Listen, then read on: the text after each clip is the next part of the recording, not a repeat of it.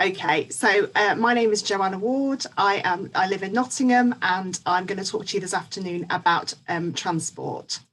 There's no denying it.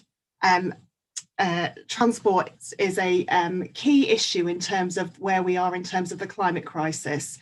Over 33% of the UK greenhouse gas emissions are now coming from transport, and that's why we need to talk about it and why it's an important topic. So I'm going to share with you some of my thoughts about where I think we are now and why we need to do something and how we can do something. So my first picture is a picture of me. I like to always show a picture of me at the beginning of my presentations. You know that I do what I say I do then. This is me on my first bicycle. I had it for my 7th birthday and I loved it. And I have made it my business to be curious about the world and explore and not need to have a car ever since. And I'm lucky because I've made a career out of that. And I know that that doesn't mean that everything is accessible to everybody, but my main topic that I've made important as part of my career is why can't people get to the places that they need to get to? And that can be things from medical appointments to get their shopping, to see their friends when we're allowed, all of those things that we need to travel for. I think it should be accessible to everybody. Yeah. So as I say, 33% of the UK's greenhouse gases are now coming from transport, and you've probably all seen the report in The Guardian yesterday or heard it on the news that the 2020, even in the middle of a pandemic where we weren't travelling as far as we should have, as we could have been or should have been, was still the joint hottest year ever recorded. And I think that's quite a frightening thing for all of us. So we all need to do something, and we all need to think about how we do that. And the COVID crisis has highlighted the critical role that our transport system plays in all of this. And I think it's really important in terms of how we get out of this pandemic. So we've got to deal with the health crisis, but this is really important. And as John just said, some of us don't want to go back to the normal. We need a new normal where we're all taking this on board and not just sort of dallying round, I guess, and thinking, oh yeah, we've got to deal with the one problem that's up at the moment. This is there and really important. So the way that I think that we need to approach this is based around 5 key factors. And I'm going to just show you some slides and talk around that. So I'm just going to give you a minute just to read the beautiful cartoon, which I think illustrates the need for why we need to think about infrastructure. So for people to make real choices about the way we travel, we need to ensure that all walking and cycling routes are of high quality and they're accessible to everybody. So they go where people need to go to and from. We also need to provide public transport. And hasn't that become clear to all of us? It needs to be safe and accessible and convenient to everybody. The pandemic has only been illustrated for us how things are not all equal and how things are very different for us in the different areas that we live in, the different places that we live in, and the different investments that have been put in the last few years in terms of transport. And obviously there's the issue around public transport, which we've been told not to use unless it's absolutely necessary at the moment. So we need to work to make sure that in future that's safe and convenient and accessible for everybody.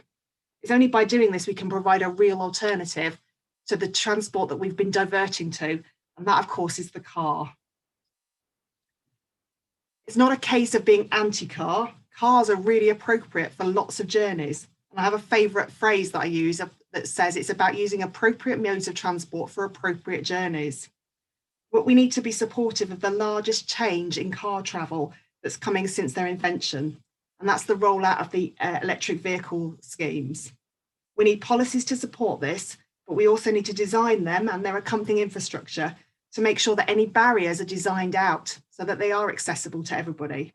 And in terms of that, we need to think about not just the actual vehicle that we use for travel, but the places where people are able to charge these. And is that in more social places? How do we use our cities? How do we use our church buildings? How do we use our social buildings? How do we use motorway service stations in future? So when we're not stopping for having to stop to fill up with petrol, we're having to stop for a couple of hours to charge our EV vehicles. What other things could we be doing while we were there that would change the way those destinations work? Then we need to think about technology. And technology is really important, and we have all changed this year. We've all embraced the technology, however much kicking and screaming we wanted to put in to start with, because we're able to all talk to each other this afternoon. It's sad that we're not all together, and I was really looking forward to coming to Swanwick. But equally, we can all talk to each other about these important topics from all different parts of the world. And that's really important. And that's happened because we've all embraced the technology that's been given to us. So by using Zoom or whatever platform that you choose to use, that means we're able to embrace that and take out some of the need to travel. So I don't want you to think that I'm saying travel will never happen again. Travel is really important for some things and really important for us as social animals to see each other. However, I'm loving, as part of my job, I don't have to go to London 3 times a week anymore. I can do my job from home. I'm missing those social connections, but I am really enjoying not having to get that early train 3 mornings a week. And I don't really want to go back to that. Maybe once a fortnight would be nice, but not 3 times a week anymore, thank you. So we have to work with the technology that we've been given and the things that are being invented all the time to address the barriers that are stopping us from using them more sustainably. And that could be from technology that's allowing us to talk to each other, to smart ticketing. We're desperate for an Oyster card system outside of London that works, that means we can use buses and trains and trams and jump across systems, but it's taking a long time to come. But sort of, supporting that and helping people to do that and using the technology in a positive way.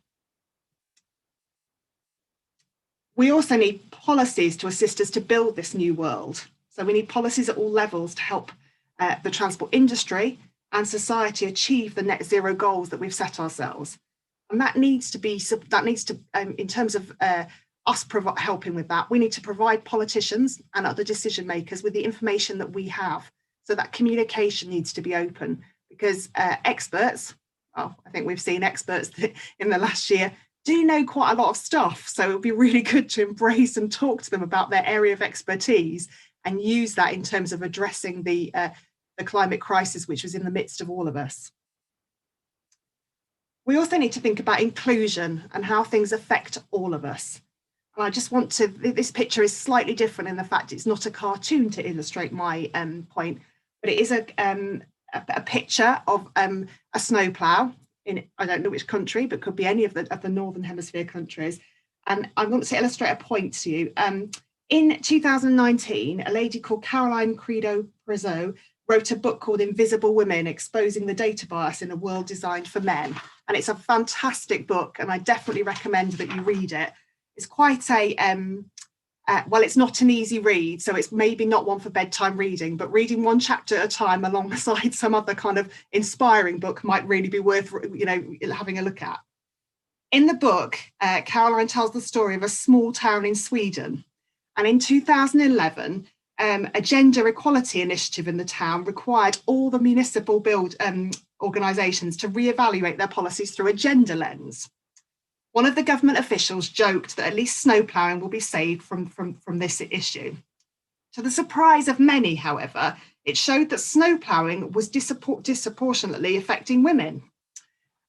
And the evidence behind that is that women are more likely, and this is making some sweeping comments, but more likely to walk, and men of a family are more likely to use the family car. Women are also more likely to do chain trips and also more likely to be accompanied by older people or small children or doing the shopping. And as I say, these are some generalised points that I'm making. And as a result, women's mobility was more likely to be limited. In fact, they were at greater risk of having slips or falls due to the snow. Once aware, the town switched their snow clearing policy and cleared the snow from pedestrian areas first.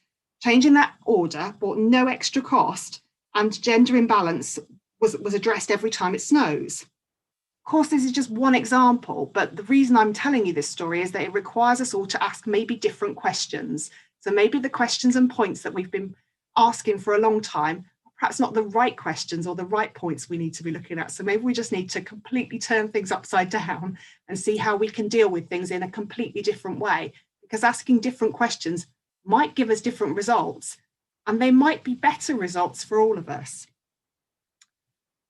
And this slide here kind of illustrates all of that. This is my favourite cartoon about the climate crisis.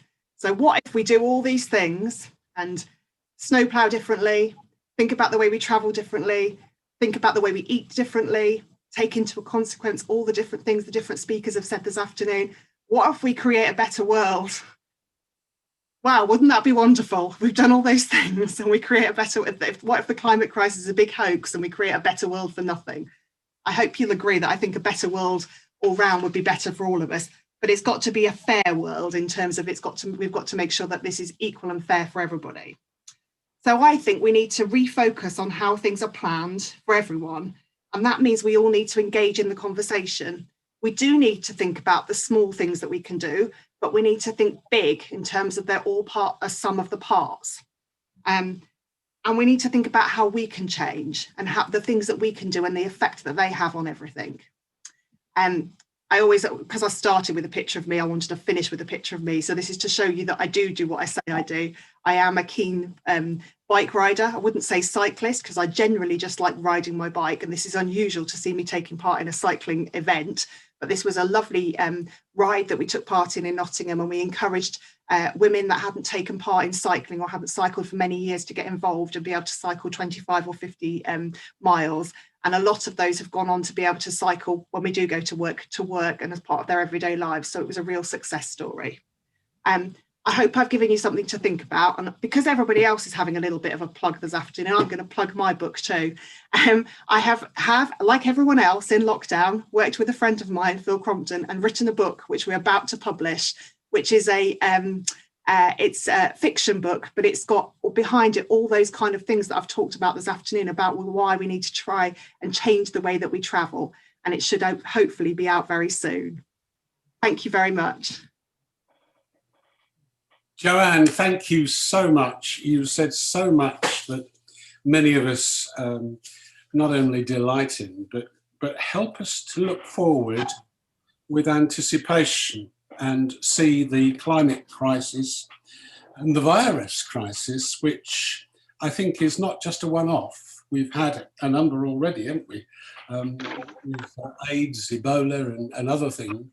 And it's not going to finish there. We're going to have other things which we need first-class scientists for. And perhaps, as you say, see these things as an opportunity. Your thoughts about we need to be considering and contributing to how things are planned seems to me to be a vital question that many of us in different ways contribute to, and that gives us a lot of encouragement about thinking big and how we can change as well, so that we see this as a personal change in terms of what is happening in not just the globe, but the universe at the moment, as we begin to discover more and more. So a very warm thank you. Thank you for helping us see this crisis and other crises as opportunity as well as difficulty, and that we too can do something in the ongoing dialogue and change that is taking place, both in the scientific world, which we need to be a lot more part of, and also other things as well in the transport systems. Thank you very, very much. My pleasure.